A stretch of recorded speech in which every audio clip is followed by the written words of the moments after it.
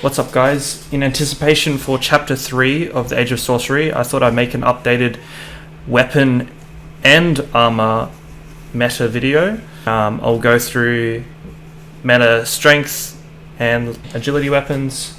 I'll be going through different armor sets, and I'll be also going through which crafting thralls are best, and I'll also do a little comparison of religious weapons, what kind of damage they do and where they line up in terms of power compared to other craftables. So let's get into it. We're going to have a look at the armors. Now the meta right now for armors are light. Pretty standard is to go Silent Legion helmet with Silent Legion pauldron, and then you'll go Voidforged Dragonhide kilt, Voidforged Dragonhide boots, and then you'll go either Voidforged Dragonhide braces or Silent Legion light gauntlets. Now you'll notice that I've got two different attachments for boots and gloves. You can also pick the Silent Legion boots instead of the Dragonforge, the Voidforge. I prefer the extra health compared to the stamina, but if you feel that you do need that extra stamina, then feel free to grab that.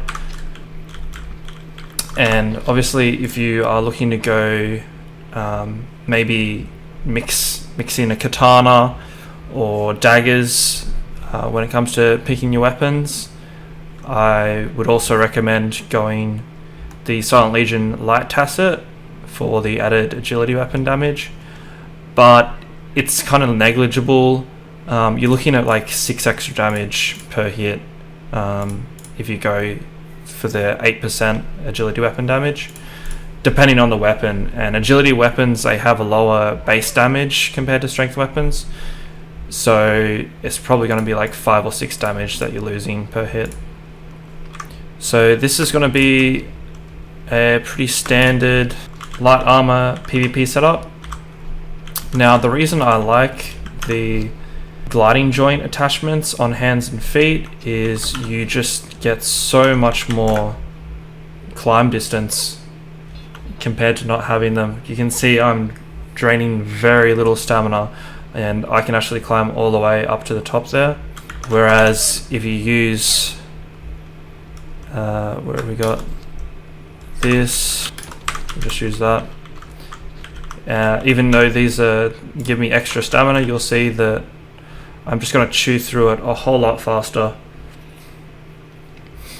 And so it's just up to you whether to go bulk plating on hands and feet or gliding joints. I prefer gliding joints because, as you can see, I'm just chewing through that stamina so much faster. When it comes to the chest piece, because you don't get that much value out of the strength weapon damage, you can choose to go Zingarian Freebooter. You get that extra health, but you do miss out on a bit of armor. And if you want to go even more health, then obviously you can go to the pants as well, but again, you're going to lose out on a little bit more armor again.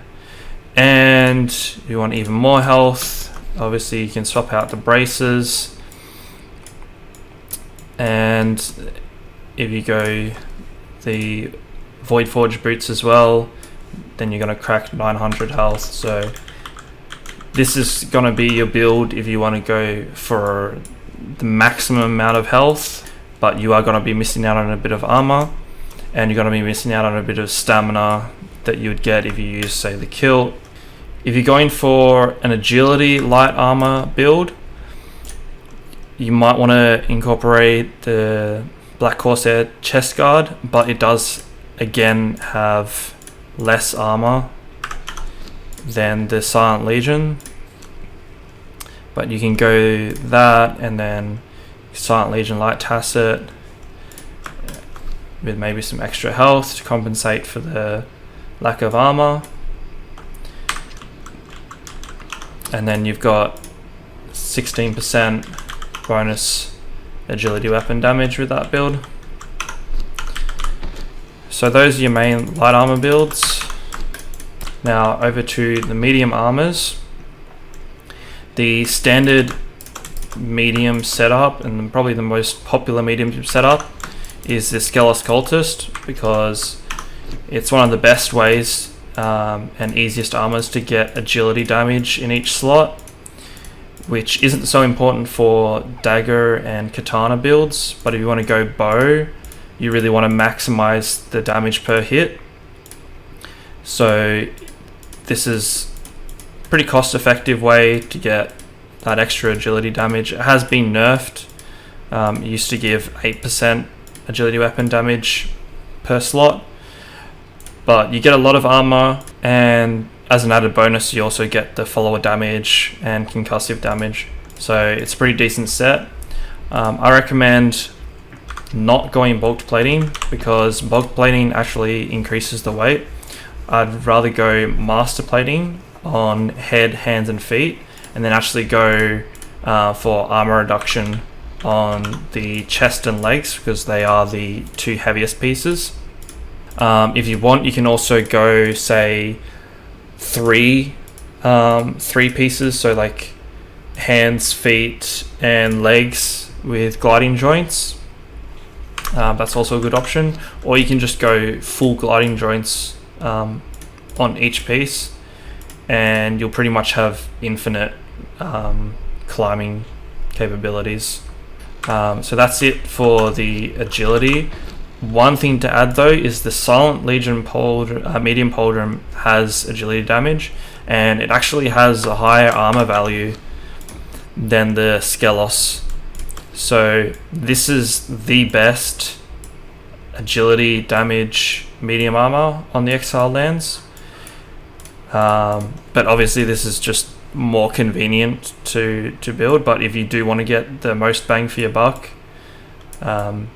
yeah, swapping the robe out for the Silent Legion medium pauldron is actually going to give you 8% agility weapon damage compared to 5, and is also going to give you more armor. When it comes to your strength weapon damage build with the medium armor, Silent Legion helmet for the stamina, Voidforge strength weapon damage, and then you'll want the Silent Legion legs, feet and hands. Feet for the carrying capacity, hands going to give you, no, you're not going to want that. You're going to want the Voidforge Dragon Bone braces. That's going to give you strength damage. So if you want a bit of extra strength damage, again, it comes out to about an extra 7 damage with a Great Axe. So it's not that much when you compare that to an extra 48 health. 7 damage, 48 health. I'm going to pick the 48 health every time. You don't want to go the Dragonbone boots, because you'll be missing out on the extra carry capacity, and it's especially important when you are using a heavier armor set to have that extra carry capacity. And so that's going to bring up to almost 800 health, and you'll see from the damage reduction, 62% damage reduction compared to what it was about 46 with the light armor set. And yeah, this is probably the best setup, the best armor setup for medium strength damage. Moving on to heavy armors, I would not recommend heavy armor for PvP at all. But say you're going an encumbrance build, or you really want to use heavy armor for PvP, this is what I recommend. I'd recommend Voidforge Dragon Ribs. They have higher armor value compared to the Redeemed Legion Pauldron, but if you are in a cold area, you're going to get more value out of the Redeemed. That goes for all the Redeemed pieces. They have a higher cold and hot rating, but if you're just going purely for the defensive stats, that's going to be the go. And then the Tacit, although it has less armor, it does give a higher stamina boost, so we're going to go the Silent Legion Tacit.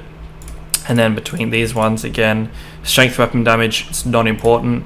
That's more thrall focused, effective HP again is going to be more valuable, 7 extra damage versus 28 extra health, so we're going to go with that. And then when comparing the boots, obviously we're going to go with carry capacity. We're using the heavy armor set, we're going to need all the carrying capacity we can get.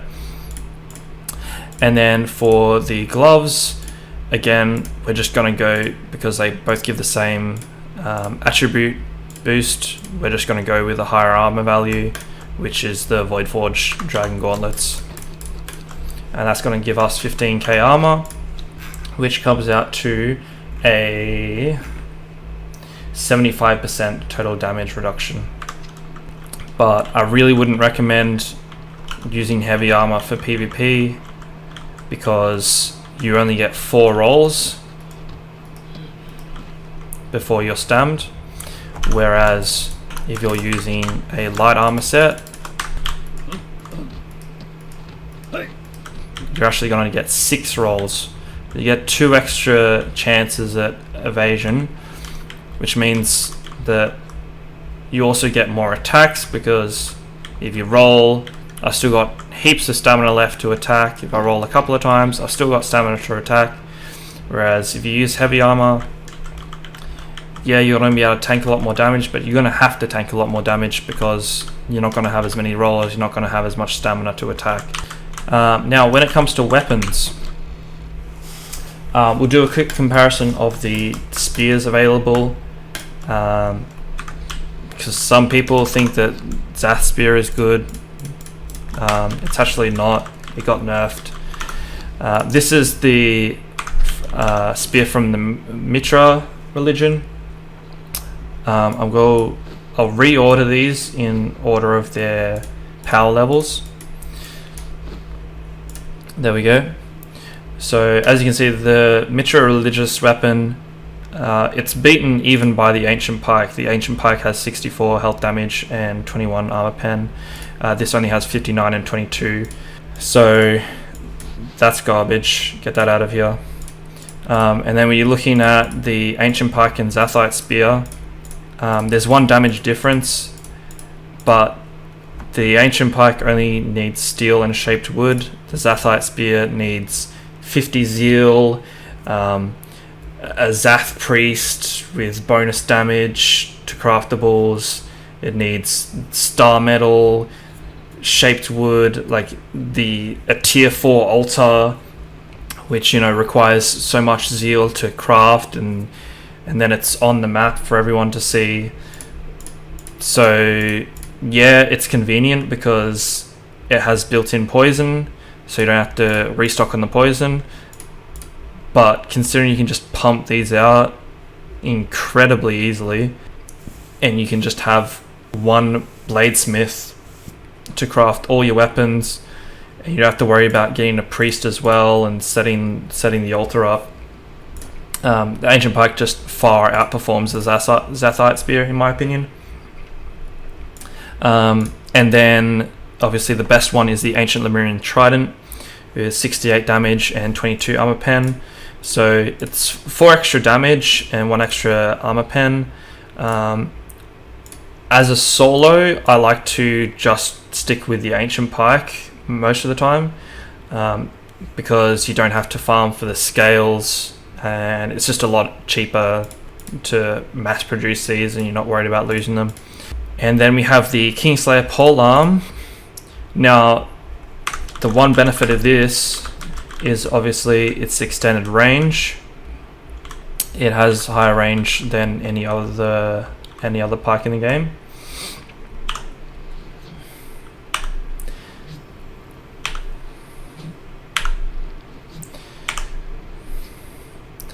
But obviously it has less damage than these other 3. So the idea is that you go to the Thaumaturgy bench and you put in the spear that you want to use the damage stats of, and then you apply the Kingslayer Polearm as an appearance, and now you've got the best spear in the game with the longest reach. So that's the meta for spears. When it comes to one-handed weapons, we've got the Black Ice Broadsword. It is one of the heaviest weapons in the game, weight of 7, compared to even an Obsidian Hammer is not even a weight of 7. And then we have the Tenderizer. I just got the Tenderizer and the Obsidian Mace just for comparison, because again, people recommend the Tenderizer for Thralls. And it's actually just worse than the Obsidian Mace. And again, you need a tier 4 altar and the right priest to craft a Tenderizer, and it's just not worth all the effort when you can just get an Obsidian Mace and it'll be far better. And then we've got the Faux Shatter, which is the Ymir religious weapon. Compare that to the Ancient Lemurian Axe. Yes, it has a higher base damage, but it actually has 14% less armor pen, and its damage increases only 3 points at a base, so that's not worth going either. And then we've got Tellus Lament, which is on par with the Black Ice Broadsword. It is harder to craft though, because you have to farm the hearts, the Kingslayer hearts, like one at a time, wait for him to respawn, farm another one, so they're hard to mass produce. But it weighs a lot less, and you can apply poison. You can't apply poison to the Black Ice Broadsword. Compare that to the Decado legendary religious weapon, Lust Taker. You're missing out on a whole 11 or 12 damage in exchange for an extra 7-9% armor pen, which really isn't worth it, again, for the altar and all the extra work you have to go to get it. So that's our one-handed weapons. I wouldn't recommend the mace. I would recommend the mace for your Thralls, but using it yourself, the combos are just too awkward and slow to really be able to hit players consistently. It's useful for the shield bash, but you've got shield bash on your one-handed axe anyway. So I would do away with the Obsidian Mace, and then obviously you've got the Tellus Lament and Black Ice Broadsword. Both do have massive base damage for one-handed weapons, so they're your meta one-handed swords. They'll apply cripple on the last 2 heavy attacks, so you do the dash and then 2 heavies, and also the last heavy attack is a knockdown. Now moving on to the two-handed weapons, we've got the Obsidian Hammer, Tillus Sorrow, Star Metal Hammer, Star Metal Great Axe, Table Leg, and yep, that's it. Now I'm going to compare the hammers first. Now the Obsidian Hammer is the highest armor penetration of the 3 craftable two-handed hammers, or mauls if you want to call them that. Table Leg has the highest base damage, and Star Metal Hammer is the worst of the bunch, but it's easier to craft. You can just unlock the recipe straight away, compared to the Table Leg, which requires you to get the recipe from the unnamed city, and then it takes a fragment of power to craft. The reason I have it here, even though both its damage and its armor pen are worse than the Obsidian Hammer, is because the Obsidian Hammer actually uses up more stamina. As you can see, 18 for a heavy swing there, whereas this one only uses 14 stamina. So if you're really worried about that extra stamina, obviously you can just stick with the Star Metal, but I prefer to just use the Obsidian Hammer.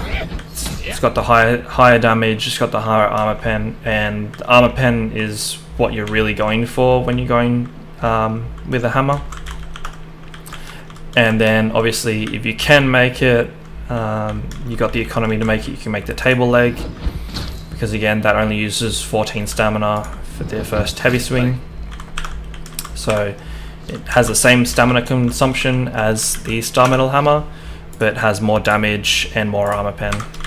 The only option on the Exiled Lands for craftable axes is the star metal or equivalent.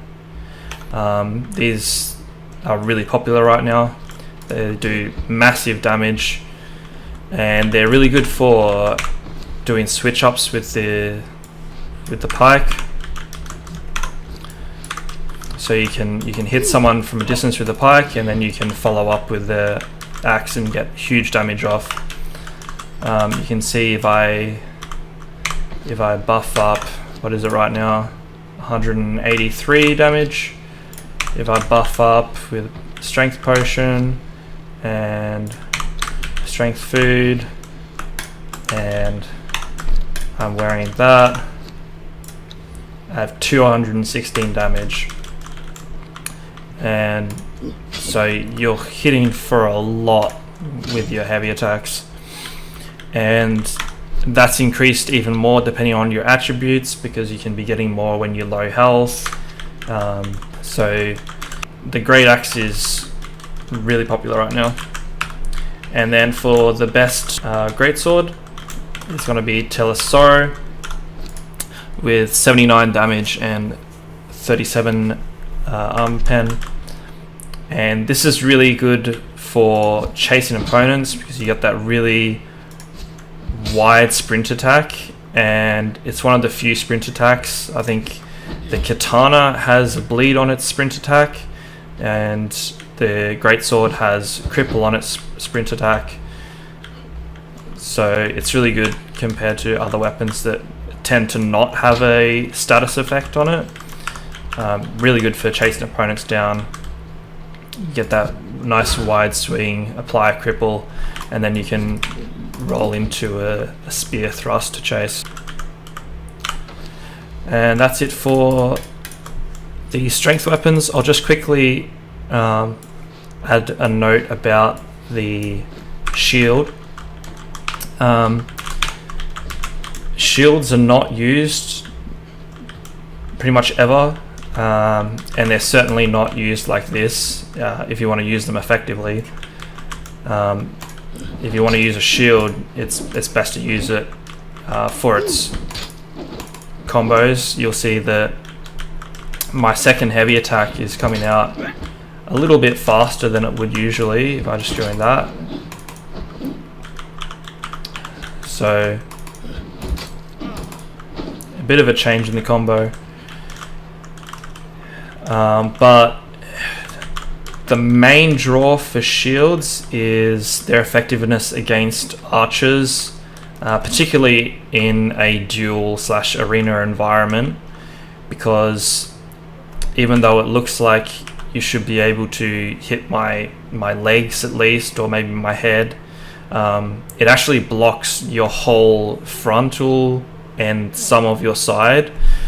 So the arrows actually rebound no matter where you hit, so the archer actually has to get around behind the shield to do damage. So shields are super effective against bow users, but pretty much not used for anything else. Onto agility weapons. Now, Isle of Siptar, they have a lot more options when it comes to agility weapons. Unfortunately, Exiled Lands does not have many options. Unfortunately, the claws of Jabal Sarg are really underpowered, especially considering the effort you have to go through to unlock Jabal Sarg and then get a tier 4 altar, etc. The stats you get for them just aren't worth it, and on top of that you can't add poisons or weapon attachments to claws, so yeah, you're better off just ignoring them. When it comes to daggers, you've got the set snakebite daggers here. Again, religious weapons, overrated. They're outperformed by obsidian daggers, and obviously the best daggers are going to be daggers of Dagon, because they just do an absurd amount of health damage, and they apply cripple on every hit. The downside to them is you can't apply poison, but they just do so much more damage than other weapons of their type, and the cripple is really overbearing. I mean, it's so oppressive playing against daggers of Dagon. They are by far the best daggers to go. And then for Katana, you only have one option on the Exiled Lands, really, unless you want to farm legendary chests and hope that you get the Black Blade, which I'll quickly show you. Musashi's Black Blade. There we go. So comparing it to Musashi's Black Blade, you're getting 1 extra damage and 1 extra armor pen, which it's not worth. Like the amount of RNG you need, and you can't craft it. So Musashi's Black Blade, yes, it's the best katana that you can get on the Exiled Lands, but the chances of you getting it are slim to none, and this is not worth it. Unfortunately, the daggers of Dagon, they're quite overpowered, and they just outperform the katana even in the damage compartment and the armor pen department.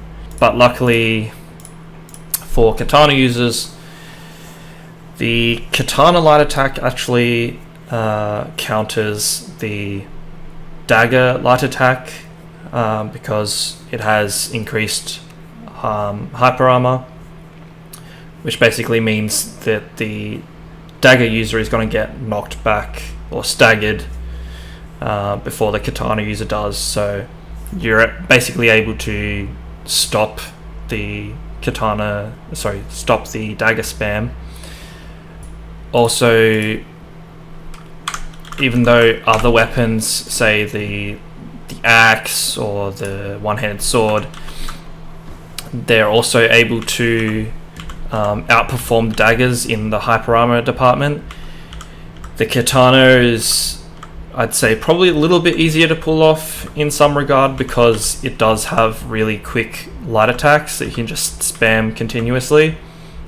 So it's easier to leave no opportunities for the dagger user to kind of break your guard, and you're not committing as many resources either as you would with an axe, because with the axe you'll be using heavy attacks, you'll be consuming a lot of stamina, whereas with the katana you can just spam light attacks and you're using very little stamina, and it's like a defensive offense when it comes to countering daggers. When it comes to bows, you've got 2 options. You've got the Kari bow and you've got Reach of the Red Mother. Again, you're going to go Kari bow 99% of the time if you are going bow on the Exiled Lands, because Reach of the Red Mother is a rare drop from the Red Mother Dragon, whereas Kari bow is a craftable bow, but you are losing out on 22% armor pen.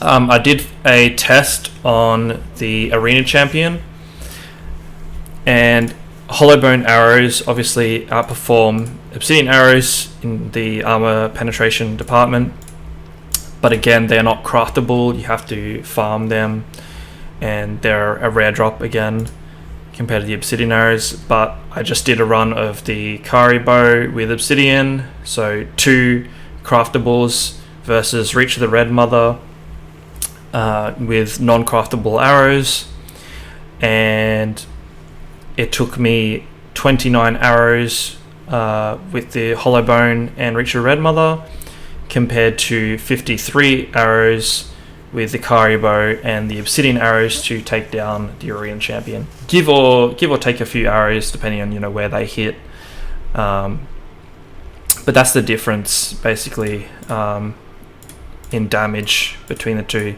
Obviously that's an extreme, because maybe you're using a Kari bow with Hollowbone arrows, so you are getting that extra armor pen, or maybe you're using Reach of the Red Mother with Obsidian arrows because they're easy to craft. But that's kind of the difference there is. So there's quite a substantial difference, but again, in terms of convenience, even the curry bow isn't that convenient to craft, because you have to go get the recipe and then you have to go farm the curry steel, which is annoying to farm. But those are your options on the Exiled Lands for bows, and that does it, almost does it for the agility weapons. For one-handed agility weapons, we've got the Star Metal Short Sword, which again, there's not a lot of love put into agility weapons on the Exiled Lands. Alasipta has a lot more options when it comes to agility weapons. So these are pretty much your only options. It's just the Star Metal Short Sword and the Katana when it comes to swords, agility swords, and that's going to be your agility weapons. In terms of attachments, I've gone through it a bit, but obviously on every weapon that you can, you're going to want to put Scorpion Queen Poison. And with light armor, you want to go bulked plating. With medium armor, you want to go master armor plating, because it doesn't increase the weight. Or you can go gliding joints if you want extra climbing capabilities, or you can also go armor reduction on all the pieces, or just the legs and chest. And then again, on the heavy, if you do want to go heavy, I would recommend just going full armor reduction kit on all the pieces. Or if you do really want the extra armor on top of a heavy kit, you can go the master armor plating. But bulked plating, I would say just for light armor. And then obviously, if you're not in an arena, if you're not dueling, if you just want to cater your build towards the open world and raiding and all that kind of stuff, I'd recommend going gliding joints on hands and feet on light armor, and hands, feet and legs if you want to go with medium. Moving on to the foods. Now I'd say the two easiest feasts to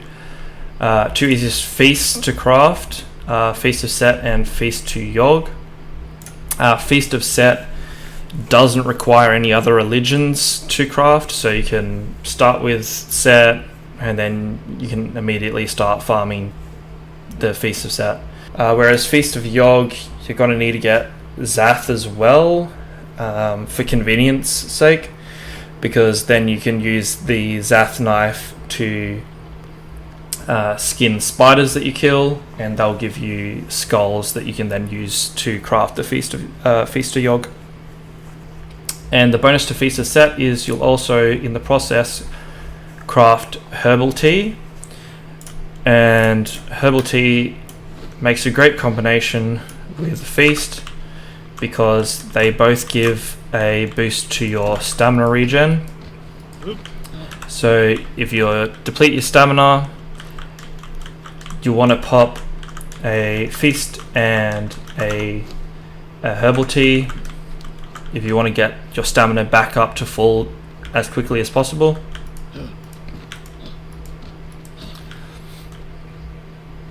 As you can see, that takes a while, but if we deplete our stamina and then we pop both, we're back up to full a lot quicker. And the reason you go two that give you stamina regen is because it's a lot more expensive to use Feast of Set. So if you want that extra stamina regen but you're not in need of the health regen, I'd recommend using the herbal tea, because Feast of Set gives you a huge amount of health regen as well as the stamina regen, whereas herbal tea, even though it says healing, I think that's an error. It doesn't actually give you health regen. So that's it for the foods in terms of stamina regen. Now in terms of buffs, the health and stamina buffs are both bugged still, so the recommended for PvP is either agility weapon damage or strength weapon damage or carrying capacity. Carrying capacity buff can be handy if you're in a siege or something, you need to carry a few bombs maybe. But in terms of just purely for PvP, most people just run either double strength or double agility. That way, so I'm running double strength right now. You can get 30% bonus damage on your weapons.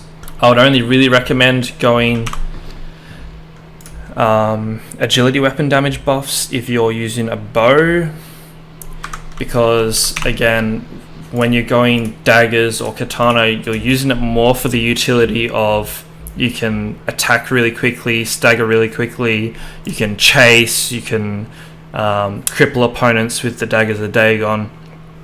It's all about the spam attacks and staggering your opponent, and then you can just run them with a strength build and have your spear and have your one-handed axe, etc.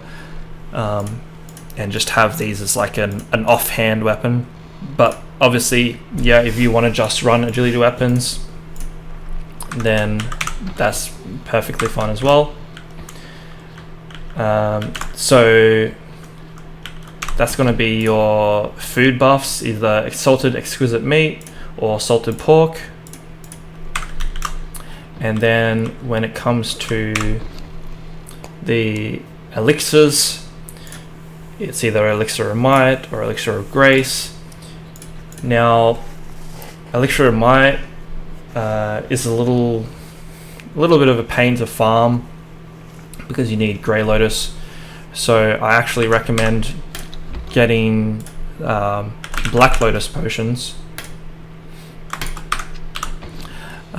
which actually give you the same buff. I'll just quickly, but they will poison you for just a few seconds, and then you'll get the tipsy status effect, and then you'll get the drunk status effect, which will reduce your stamina temporarily. But then you are going to get the extra strength weapon damage, and it just means that at least early on you have easy access to a strength weapon damage buff. You're also going to want to run set Antidote. They're super easy to farm. You can also run the what is it called? The Cure-All. You can also run Violet Curative. Basically has the same effect. They're just a little bit more annoying to farm. If you've got the set religion, you can just run them, and they're also heavier. So yeah, set is the better one. It's lighter weight, it's easier to craft. That's what you want to do. So yeah, that's weapons, armor, buffs. Now, in terms of attributes, what are people going PvP attributes? This 2020 is going to be your standard dueling arena PvP. You're going to want to go either second skin or combo master.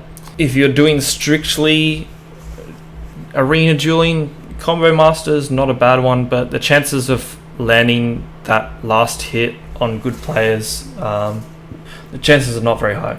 So you're probably better off going second skin, so you get free up that extra carry capacity, and you're able to pick up, more kits, carry some extra weapons maybe, so you have more options, extra heals, that kind of stuff. And then for the last one, generally you'll go Blood Mad Berserker. While below 25% health, you cannot be staggered or knocked down. Your damage is increased by an additional 10%, and your armor is increased by an additional 50%. So it just really helps with your survivability when you're low health, and also means that if you're low health and you manage to get that hit off on someone, it can really turn the tide of the fight with that extra bonus damage, which is also paired with the extra bonus damage that you get from the previous perk Berserker. So you get a total of 35% more damage when you reach that 25% health threshold. Crushing Swings is good for a few weapons, and I'll go through those weapons now. Crushing Swings is good for one-handed swords. where we got it, Tellus Lament. Crushing Swings is good for pikes, and Crushing Swings is good for one-handed axes. Now, why is it good for these weapons? Well, because primarily when you're using these weapons, you're going to be using the heavy attacks, and the heavy attacks are what this buff apply to. Your heavy attacks stagger for 25% longer and no longer rebound off shields.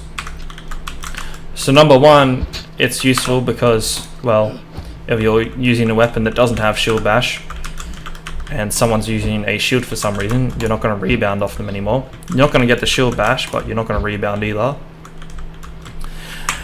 And secondly, and most importantly, these weapons are used primarily with the heavy attacks as opposed to the light, and on top of that, as opposed to something like the Great Axe or the Obsidian Hammer or any hammer, their heavy attacks come out in much quicker succession, so that the extra stagger, especially on something like the Lemurian Axe, the extra 25% duration on the stagger is actually meaningful because you're able to follow up on it quickly. Whereas if you had extra time staggered on, say, Great Axe, it is going to have some effect, but your attacks are coming out much slower, so you're not really able to capitalize as easily. And generally, you're going for those big hits with the Great Axe on opponents that are already vulnerable, and then you're switching back to another weapon. And with the hammer, yes, you are using heavy attacks sometimes, but other times you're going to be wanting to do the light weapon combo for those big sweeping attacks. So you're going to be switching between the light and heavy more than you would with a pike or a one-handed sword, or especially the Lemurian Axe. So those are the weapons that benefit most from crushing blows. Now for agility, unless you're using a bow, obviously you'll want to go Precision Strike for the extra 10% armor penetration. And basically with every build, every PvP build you want to go at least 15 points in agility for quick-footed, because then you've got jogging, sprinting, swimming, and climbing cost less stamina and are faster. So if you don't have this, you're basically using twice the stamina that everyone else is using. Even if you have a massive pool of stamina because you've put all your points into grit, someone with full agility is still going to surpass you in endurance because of this perk. That's just the way it is. They're gonna move faster, they're gonna cover more distance in less time, and it's gonna cost them less stamina. So you have to go quick-footed. And then if you are going to the 20-20-20, you want to go Rolling Thrust. And Rolling Thrust is really good for weapons, the big hitting weapons like the hammer and the Great Axe, because these weapons obviously they use quite a lot of stamina for their attacks. So with Rolling Thrust, you're able to roll and then you're able to get a free attack, and it really just saves on your stamina consumption in a fight if you're able to get those free attacks in at 0 stamina cost. Whereas if you're using a weapon like daggers, you're not going to get that much value out of them, or even katana, you're not going to get much value out of Rolling Thrust, just because they're not focused on that one hit damage. They're focused on, low cost quick attacks, so they're not going to benefit much from that. Another weapon that benefits greatly is the bow, because you're able to roll. If I have some arrows, that would be nice. You're able to get a roll, and then it'll start using stamina. But if you just go a light attack, you're gonna get it free of stamina. But obviously, if you do hold it down for the heavy, it is going to start consuming stamina over time as you hold the shot. But if you fire straight away, you're going to get that free attack. Now for vitality, we're going to go fast healer every time. Resurgence is not worth it. You have to heal to full before you get it, and the healing, it's like 80. It's like an 80 health heal. It's not worth it at all. And then it's pretty much your choice between Glutton for Punishment and Last Stand. Glutton for Punishment is really good for dueling, because if you're just against one opponent, then you can take your hit and then maybe dodge out for a bit, let your health regen. But when it comes to team fighting, I find that Last Stand is a lot more effective, because say you get caught out and a bunch of people pile on you at once and you're getting staggered repeatedly, this is going to keep you alive for, I think, about 8 seconds it lasts, and then you can just let your stamina regen so that you can then escape with a roll, or you can return fire, etc. The other PvP options, this is the one I really like. We'll go Second Skin, because we're not going to go full points into strength, which means we're going to have a little less carrying capacity. So Second Skin will help us out. So we'll go up to Berserker, and then we'll just go 15 points into Agility, so that we get quick-footed. We'll go all the way with Vitality, Last Stand, and then we'll put 10 points into Grit. And we'll pick Endurance. Stamina regenerates faster. Stout is not worth anything. It's a shit perk. And this way, I really like this build for as a solo, and just for open world. You have a massive stamina pool for chasing people down. You have a heap of stamina regen from the endurance perk. You get a bunch of extra armor. As you'll see, you just get free armor, extra 120. So yeah, you get a lot of extra armor, a lot of extra stamina, and that kind of makes up for the lack of, like, a little bit of damage that you'll be lacking.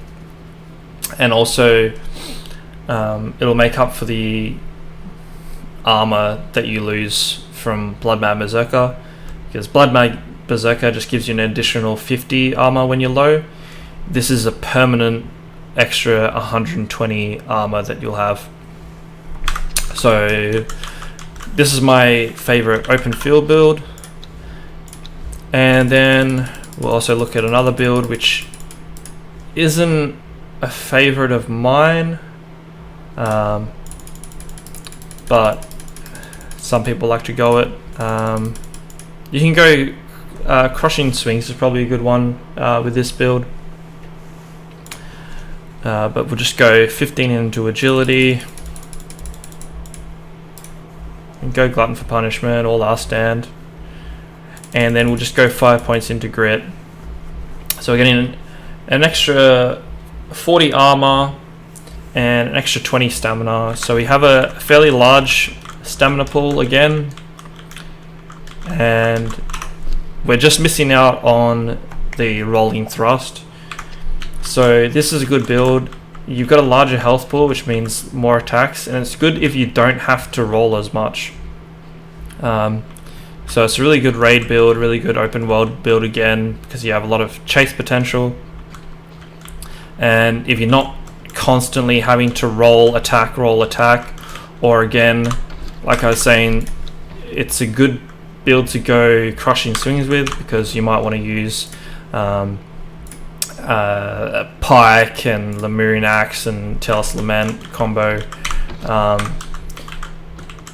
because without Rolling Thrust, you're not really wanting to go too high stamina cost, because you're not getting those stamina free attacks. But instead, you can combo for a lot longer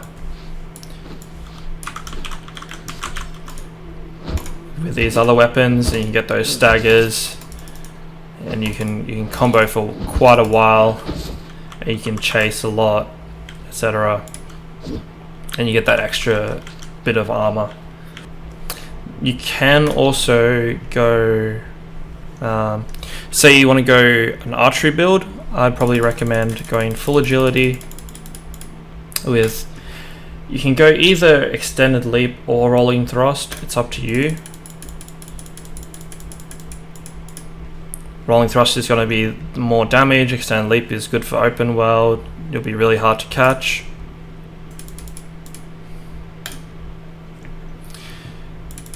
We'll put 10 points into grit. Now, grit has diminishing returns after 10 points, because the first initial points, obviously you get the perk that gives you an extra 40 bonus armor, and the second one is endurance, and that gives you the stamina regen. After that, you're just getting the armor that comes from per point in grit. So the second 10 points are not going to give you as much armor as the first 10. They're not going to give you any extra stamina regen, and defensive posture isn't that much value, because your goal is not to get hit, and especially as an archer, you're not going to get much value out of this, in my opinion. So yeah, you'll probably get more value out of that as a melee with, say, a katana, where you're looking to trade blows, or a one-handed axe, in which case you're probably just not going to go this build anyway. You're not going to go 15 points in grit. There are just better options out there. And Steel Thewed, it doesn't have any value when you're going 20 vitality, because your health pool is so large. You're rarely going to get hit for 25% of your maximum health anyway once you're wearing armor, so you don't get much value out of that. Now for the last 10 points, you can go, I recommend 5 strength and then 5 expertise. You'll need a bit of extra carrying capacity for the arrows and some offhand weapons. And the strength is good because you might want to follow up with a spear on a weak target. And also, most of the time you'll be using the heavy attacks with the bow, so you'll always get that extra 10% damage on your bow shots. So heavy blows is just a good perk to have with the bow, and that's also a solid build if you are looking to go like a super spammy daggers build, but you're not going to benefit from heavy blows. Now to finish things off, I'll just go through the crafters really quickly. For blacksmith, you want the bladesmith, one with a little dagger symbol. That's going to be your best, adds bonus damage to the weapons. The same for the carpenter, the damage carpenter, as opposed to the armor pen. I believe it's called a bowmaker when you see the tier 4 role. The role that will display will be bowmaker, as opposed to Fletcher, I believe, is the armor pen one. So the bowmaker is going to be the preferred carpenter. And when it comes to armor, you're going to want the one with a shield, or the shield right, that's going to give you the most bonus armor on each piece that you craft with this armor. And there you have it. That is the updated weapon meta for Conan Exiles in 2023.